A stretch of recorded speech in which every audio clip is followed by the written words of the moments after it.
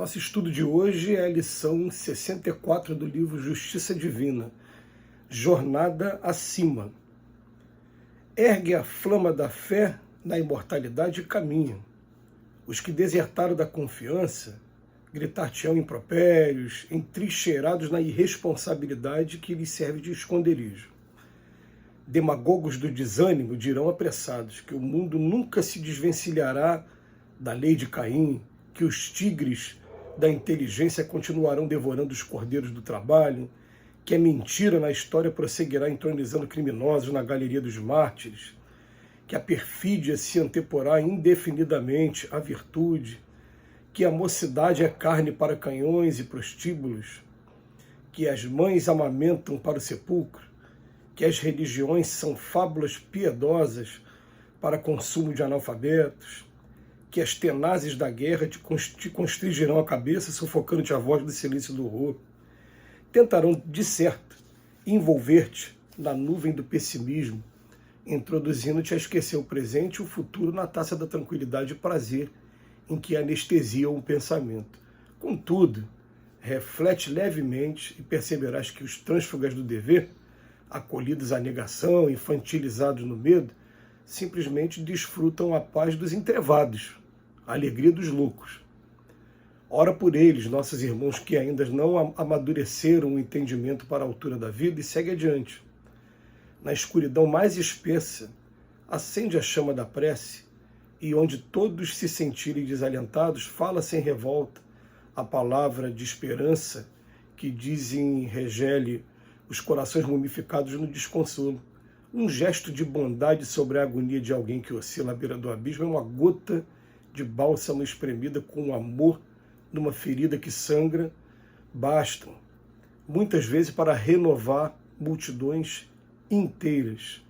Sobretudo nos mais aflitivos trânsitos de provação, não percas a paciência. Não consegues emendar os companheiros desarvorados, mas podes restaurar a ti mesmo. Embora contemplando assaltos e violências, ruínas e escombros, avança a jornada acima pagando o mal e fazendo o bem. Criatura alguma na terra escapará da grandeza fatal da justiça e da morte. No entanto, sabemos todos que a justiça, por mais dura e terrível, é sempre a resposta da lei às nossas próprias obras, e que a morte, por mais triste e desconcertante, é sempre o toque de ressurgir. Quando a gente lê um texto como esse de hoje, a gente agradece muito a lucidez que a doutrina espírita traz a gente sobre alguns temas. Ela diz que nós somos espíritos criados por Deus e que na infância do espírito, não na infância do corpo físico, na infância do espírito, as nossas primeiras experiências na matéria se deram em outros mundos, que não foram esse mundo aqui nosso. Em outros, há várias casas, há várias moradas na casa do meu pai. Né? Então o que acontece é o espírito, naquele primeiro momento, estava vivendo ainda de maneira primitiva, vivendo em mundos que, lá dentro da classificação de Allan Kardec, no capítulo 3 do Evangelho, mundos primitivos, destinados às primeiras encarnações dos espíritos recém-saídos da mão do Criador. Conforme você vai evoluindo um pouco, você daqui a pouco é promovido e vem para um mundo igual ao nosso, mundo de expiações e provas. E a pergunta 80 do Livro dos Espíritos, ela diz que a criação é permanente. Deus jamais parou de criar. Então, se Deus jamais parou de criar, nunca deixarão de existir escolas, que são aqueles mundos primitivos, destinados às primeiras experiências, e vai chegar um momento em que eles serão promovidos e virão para cá. Quando eles virem para cá, eles virão trazendo ainda a violência, trazendo toda essa revolta, trazendo tudo que a gente viu aqui descrito por Emmanuel, como se fosse aqueles comentários que fazem quando você quer ascender. As pessoas começam a falar, você vai fazer isso? Esse mundo está perdido. Aí vem todas essas justificativas aqui que o Emmanuel usa, tudo procurando te puxar, não querer que você avance. Mas, na verdade, o que acontece com esse mundo? Uma vez um amigo perguntou assim, então o mundo de expiações e provas não tem jeito? Eu falei, como não tem jeito? Seria a mesma coisa que eu perguntar a segunda série do primário na escola, do ensino fundamental, para usar a linguagem mais moderna. Ela não tem jeito? Claro que ela tem jeito. Mas ela só vai receber alunos recém-saídos do primeiro ano. Aí chegando no segundo ano, esses alunos vão cumprir todo aquele currículo, vão embora e daqui a pouco vai ter novos alunos chegando. Então o que eu estou querendo dizer é o seguinte, a Terra como escola, como mundo de expiações e provas ainda, ela ficou durante todo esse tempo recebendo alunos, quando os alunos ascenderam, eles foram embora. Mas ao mesmo tempo que eles foram embora, outros estão chegando. E esses que estão chegando estão com um trabalho todo por fazer ainda trazendo seus instintos ainda muito aferronhados ainda naquela parte primitiva. E é por isso que a gente vai vendo o tempo todo novos criminosos, novas guerras acontecendo, né? E fica aqui durante um tempo até que o aprendizado ele se faça. Então esse mundo aqui, o mundo de expiações e provas, é mundo para isso. Agora, voltando à pergunta do meu amigo lá, então esse mundo não tem jeito? Tem jeito no sentido de que até os mundos também evoluem, segundo está descrito lá no capítulo 3 do Evangelho. Vai chegar um momento em que esse mundo agora nosso que a gente vive, os espíritos dizem que ele está sendo promovido. Essa promoção leva tempo, mas ele está regenerando.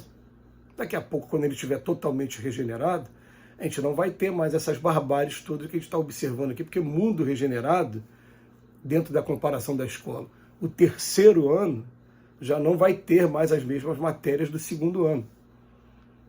É legal a gente fazer essa comparação com escola para a gente poder entender até mesmo o nosso papel.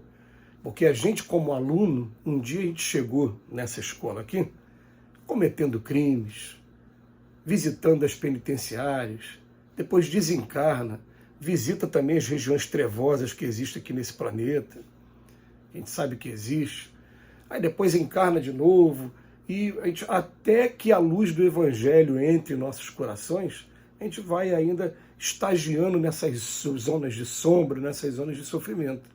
Até que chega um dia que a claridade começa a tomar conta da gente, e a gente começa a descobrir que o caminho, a verdade e a vida sempre foi o Evangelho de Jesus, e a gente começa a arriscar a prática. Quando a gente começa a arriscar a prática, a gente fica igual aquele, quando está nascendo do ovo, quebrando ali a casca do ovo até a gente conseguir sair. Quando a gente consegue sair, a gente vai embora para o mundo de regeneração e deixa os alunos aqui.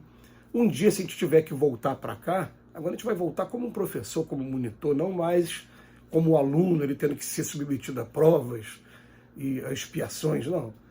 A gente vai até estar mais preparado para aguentar o sarcasmo, os ataques. Por isso que a gente vê nesses grandes missionários, e eu vou falar de Chico Xavier mais uma vez, que o Chico Xavier é um farol, é uma luz, é um espírito que a gente aprendeu a amar pelos seus exemplos.